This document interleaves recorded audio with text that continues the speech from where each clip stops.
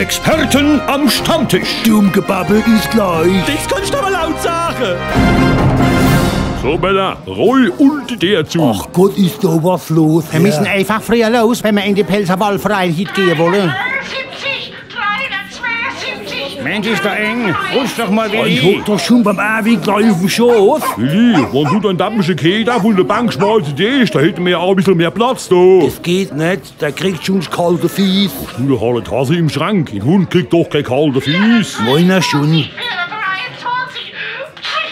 Und 400. Willi, nimm den Hund auf die Schoß jetzt. Waldi, komm her, mein Guter. Komm hoch, mein Lieber. Der Hund Ja, ist immer so tappisch wie so ein Hasche. Das kannst du aber laut sagen. Der Hund ist immer so Ach, tappisch du wie so ein liebe Zeit. Hasche. Ja, stinkt. Also der Hund hat einen Fahrer Ach, lassen. so geht's ihm doch schlecht her. Sag mal, Willi, was gibst du dem Käse zu fressen? Ach, er kann doch kein Hundefurz riechen. Morgens kriegt er Frikadelle gebacken und mittags frisst er Erdnis.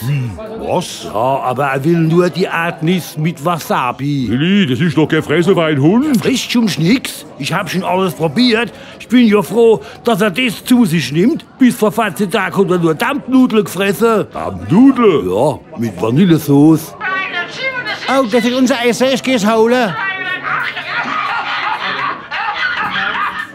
So, oh, ach, da ist Essen.